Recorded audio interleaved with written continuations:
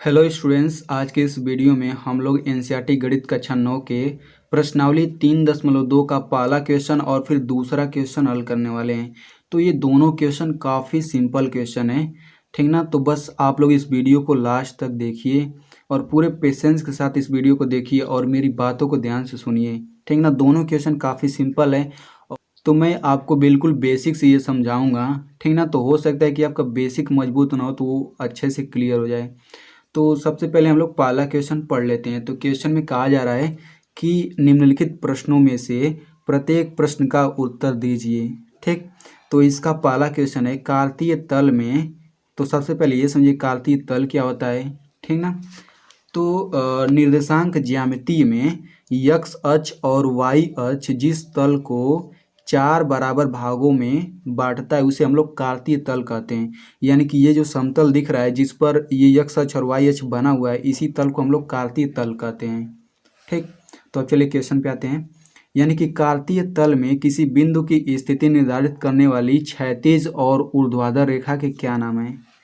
तो इसे हम लोग क्षैतिज रेखा कहते हैं। ऐसे कोई रेखा होती है उसे हम लोग क्षैतिज रेखा कहते हैं। तो आपको पता ही है कि क्षैतिज रेखा ये, तो क्षैतिज रेखा x अक्ष होती है, ठीक। और ऊर्ध्वाधर रेखा मतलब सीधे ऊपर की तरफ रेखा को ऊर्ध्वाधर रेखा कहते हैं। तो आपको पता ही है कि ऊर्ध्वाधर रेखा क्या है, y अक्ष है। तो बस इसका आंसर हो जाएगा x अक्ष। तो हम लोग लिखेंगे इसका आंसर कि क्षैतिज रेखा को x अक्ष और ऊर्ध्वाधर रेखा को y अक्ष कहते हैं, ठीक ना। तो अब चलिए बढ़ते हैं दूसरे क्वेश्चन की तरफ। तो इसका दूसरा क्वेश्चन है इन दो रेखाओं से बने तल के प्रत्येक भाग के नाम बताइए। एक बार फिर से पढ़ देता हूँ। इन दो रेखाओं से बने तल के प्रत्येक भाग के नाम बताइए। दो रेखाएं मतलब वही x अक्ष y अक्ष। तो ये जो x अक्ष है और ये जो y अक्ष है आप लोग देख सकते हैं 1 2 3 4 भागों में बांट दिया। तो इन्हीं चारों भागों के नाम पूछ रहा है, ठीक ना। तो इन चारों भागों को चतुर्थांश कहते हैं। चतुर्थांश का मतलब एक चौथाई भाग, एक चौथाई, ठीक। और इसे हम लोग प्रथम चतुर्थांश कहते हैं, इसे द्वितीय चतुर्थांश कहते हैं, इसे तृतीय चतुर्थांश कहते हैं और इसे चतुर्थ चतुर्थांश कहते हैं, ठीक। तो इसका आंसर आप लोग लिखेंगे चतुर्थांश, ठीक ना। अब तीसरा क्वेश्चन है उस बिंदु का नाम बताइए जहां ये दो रेखाएं प्रतिच्छेदित होती हैं। प्रतिच्छेदित होती हैं मतलब एक दूसरे को काटती हैं। प्रतिच्छेदित करना मतलब काटना, ठीक। तो ये देखिए x अक्ष और y अक्ष एक दूसरे को इस बिंदु पर काटती हैं। तो इस बिंदु को हम लोग मूल बिंदु कहते हैं। क्या कहते हैं, मूल बिंदु। इंग्लिश में ओरिजिन कहा जाता है, इसीलिए ओ से हमेशा इसे प्रदर्शित करते हैं, ठीक ना। तो इसका आंसर हो जाएगा मूल बिंदु, ठीक ना। तो अब चलिए बढ़ते हैं दूसरे क्वेश्चन की तरफ। तो दूसरा क्वेश्चन है आकृति 3.14 देखकर निम्नलिखित को बताइए। यानी कि ये आकृति दिया गया है, इसी को देखकर हमें क्वेश्चंस को बताना है। तो इसमें पहला क्वेश्चन बी के निर्देशांक क्या होंगे, ठीक। तो इसमें आप लोग देखिए बी यहाँ पे है। तो इसका निर्देशांक बताने के लिए सबसे पहले हम लोग x अक्ष का निर्देशांक लिखते हैं, उसके बाद y अक्ष का निर्देशांक लिखते हैं। तो x अक्ष का बताने के लिए हम लोग x अक्ष पे चलते हैं।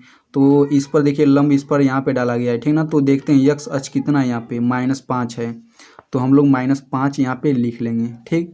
ये तो x निर्देशांक हो गया। अब y निर्देशांक की बात करते हैं। तो यहाँ से इस पर लंब डाला गया यहाँ पे, तो यहाँ पे कितना है देखिए 2 है। तो -5 और 2 इस b का निर्देशांक हो गया, ठीक। अब इसी तरीके से दूसरा क्वेश्चन है c के निर्देशांक बताइए। तो C कहाँ पे है, सबसे पहले ये देखते हैं C यहाँ पे है, ठीक। तो इसमें भी सबसे पहले हम लोग x निर्देशांक देखते हैं। तो देखिए x निर्देशांक इस पर चलेंगे हम लोग। तो यहाँ पे कितना है -5 है, सॉरी 5 है। तो हम लोग लिखेंगे 5, ठीक। अब y निर्देशांक लिखते हैं। तो y निर्देशांक कितना है -5 है। तो ये हो जाएगा -5।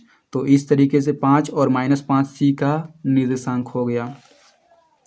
अब तीसरा क्वेश्चन है निर्देशांक -3 -5 द्वारा पहचाना गया बिंदु, ठीक। तो सबसे पहले आप लोग ये जान लीजिए कि देखिए माइनस और माइनस ये तृतीय चतुर्थांश में होता है। तो हम लोग तृतीय चतुर्थांश में आ जाते हैं।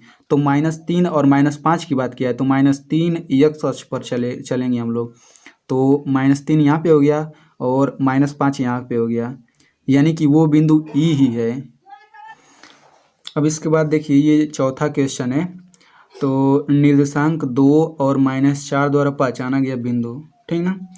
तो यदि आपको ये नहीं पता है कि ये किस चतुर्थांश में है, या फिर इसको भी नहीं पता है कि ये किस चतुर्थांश में है, तो आप लोग ये बिना जाने भी आप लोग इसका स्थान बता सकते हैं। कैसे बता सकते हैं? देखिए, यक्स अक्ष वाला +2 है और वाई अक्ष पर -4 है, तो हम लोग यक्स अक्ष पे 2 कदम चलेंगे और वाई अक्ष पे -4 कदम, तो वो बिंदु मिल जाएगा। तो यक्स अक्ष पे 2 कदम यहाँ चल दिया हमने, वाई अक्ष पे -4 कदम, 1 2 3 4। अब जब इन दोनों को मिला देंगे तो ये जो बिंदु है, ये बिंदु हो जाएगी हमारा 2 और -4, यानी कि वो बिंदु जी है, ठीक ना। तो अब देखिए 5वां क्वेश्चन है, डी का भुज बताइए। तो भुज का मतलब होता है कि उसका केवल यक्स निर्देशांक बताइए। तो डी बिंदु देख लेते हैं कहाँ पे है। तो डी बिंदु यहाँ पे है, ठीक ना, डी बिंदु। तो इसका हमें भुज बताना है। भुज का मतलब केवल यक्स निर्देशांक बताइए। तो इसका देखिए, इस पर जब हम लोग यक्स अक्ष पर लंब डालेंगे तो यहाँ पे ये मिलता है, यानी कि 1 2 3 4 5 6। आप लोग देख सकते हैं कि यहाँ पे 6 है, तो हम लोग यहाँ पे 6 लिखेंगे और वाई अक्ष पे 2 है, 6 2। तो डी का निर्देशांक 6 हो गया और 2 हो गया, ठीक ना। तो जो यक्स निर्देशांक होता है इसे हम लोग भुज कहते हैं, जो दूसरा होता है इसे हम लोग कोटि कहते हैं। तो इसका मतलब भुज कितना हो गया? 6 हो गया भुज।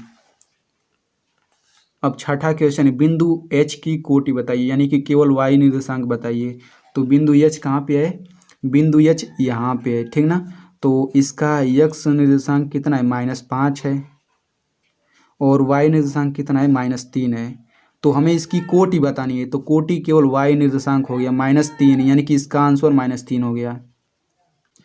अब ये कह रहा है कि बिंदु यल के निर्देशांक बताइए, यल। तो आप लोग देख सकते हैं यल यहाँ पे है, ठीक ना।